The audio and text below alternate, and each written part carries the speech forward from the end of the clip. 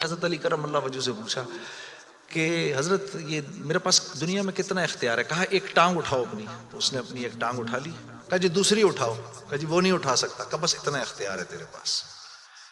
انسان کے پاس اتنا اختیار ہے. اور جو اختیار ہے وہ کیا ہے یہ جاننا بڑا ضروری ہے. انسان کے پاس کیا اختیار ہے؟ اللہ نے انسان وہ واحد مخلوق ہے پوری کائنات میں جو اپنی جان کے استعمال کو بھی جانتی ہے اور چیزوں کے استعمال کو بھی جانتی ہے. انسان کے علاوہ اور کسی مخلوق کو یہ نہیں پتا کہ میں نے اپنی جان کو کیسے استعمال کرنا ہے اور چیزوں کو کیسے استعمال کرنا ہے. گھوڑے کو نہیں پتا کہ میں نے اپنے آپ کو کس کام میں لگانا ہے اور میں نے بکری کا کیا استعمال کرنا ہے. بکری کو نہیں پتا کہ میں کس کام کے لیے دنیا میں آئی ہوں. اس کو کوئی آئیڈیا نہیں ہے کہ بلی کا میں نے کیا استعمال کرنا ہے. بلی کو نہیں پتا میں کیوں آئی ہوں اور بلی کو یہ بھی نہیں پتا کہ میں نے کتے کے ساتھ کیا کرنا ہے. ٹھیک ہے. انسان وہ واحد مخلوق ہے جس کو اللہ نے یہ شعور دیا فَأَلْهَمَهَا فُجُورَهَا وَتَقْوَاهَا.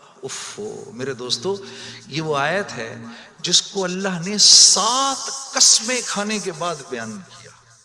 7 قسمیں کھائیں اس آیت کو بیان کرنے سے پہلے. جیسے میں کہوں میری بہن اللہ کی قسم، رسول کی قسم، قرآن کی قسم، تیرے باپ کی قسم، تیری ماں کی قسم، 6 قسمیں تو یہ کھائیں. پھر آخر میں فرمایا وَنَفْسٍ وَمَا سَوَّاهَا. اچھا چل کسی کی قسم نہیں مانتا تو میرے بندے مجھے تیری جان کی قسم فَأَلْهَمَهَا فُجُورَهَا وَتَقْوَاهَا. کل قیامت کے دن آ کے مجھے نہیں کہنا یا اللہ مجھے نہیں پتا تھا سیاہ کیا ہے اور سفید کیا ہے. مجھے نہیں کہنا کل یہ قیامت کے دن، کیونکہ فَأَلْهَمَهَا الہام کیا ہے میں نے تجھے، الہام کیا ہے. اچھائی اور برائی کا فرق میں نے تیرے اندر ڈالا ہے اور یہ ڈال کے تجھے دنیا میں بھیج دیا ہے. جیسے کوئی بھی معاشرہ ہو اس میں سچ اچھا سمجھا جاتا ہے، جھوٹ برا سمجھا جاتا ہے، چاہے وہ مسلمانوں کا معاشرہ ہو چاہے غیر مسلموں کا ہو. بےایمانی ہر معاشرے میں بری سمجھی جاتی ہے، ایمانداری ہر معاشرے میں پسند کی جاتی ہے. راست بازی، سچائی، بینگ اپ رائٹ یہ ہر معاشرے میں پسند کیا جاتا ہے، اور ظلم ہر معاشرے میں برا سمجھا جاتا ہے. جسٹس ہر معاشرے میں اچھا سمجھا جاتا ہے، قتل ہر معاشرے میں برا سمجھا جاتا ہے. تو اللہ پاک فرما رہے یہ چیزیں دے کے میں نے تمہیں دنیا میں بھیجا ہے، میں نے تمہیں تمہاری جان کا استعمال بتا دیا، چیزوں کا استعمال بھی سکھا دیا. تو یا اللہ میں نے جان کا کیا استعمال کرنا ہے، میں نے جان کا کیا استعمال کرنا ہے. تو اللہ پاک فرما رہے قد افلح من زکاہا. تو نے اپنی جان کا تزکیہ کرنا ہے تو تو کامیاب ہو جائے گا. وَقَدْ خَابَ مَنْ دَسَّاهَا. اور اگر اپنے نفس کو تو نے کھلا چھوڑ دیا تو برباد ہو جائے گا. اب ان 2 باتوں پر علماء نے تفسیروں کی تفسیریں لکھ دی ہیں. اب نفس کا تزکیہ کیا ہے؟ نفس کو ہر اس چیز سے روکنا جس کو اللہ نے منع کیا ہے، یہ نفس کا تزکیہ ہے. سامنے نامحرم عورت ہے، اب نہیں دیکھ سکتے اس کو. وہ سامنے سے آئی، نظریں جھکا لی. اب نظریں جھکا لی اسی لمحے پچھلے سارے گناہ معاف ہو جاتے ہیں.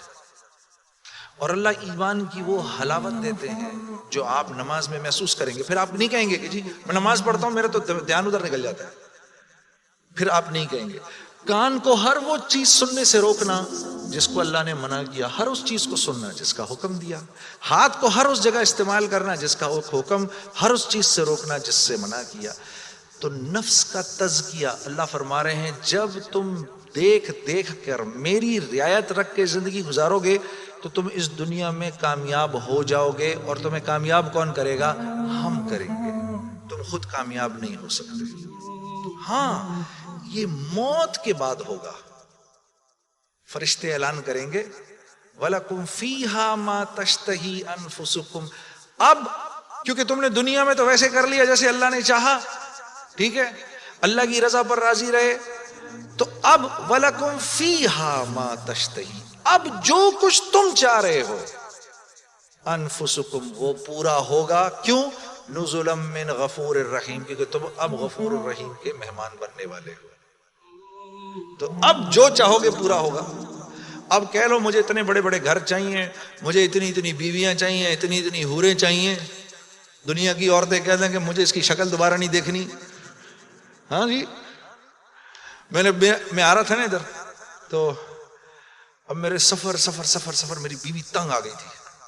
مجھے کہنے لگی کہ اب آپ کیا کر رہے ہیں؟ میں نے کہا عائشہ اتنا بڑا کام ہے, مجھے جانے دو. تم جنت میں میرے سے 500 سال پہلے نہیں جانا چاہتی؟ تو کہنے لگی وہاں بھی اکیلا ہی بھیجنا.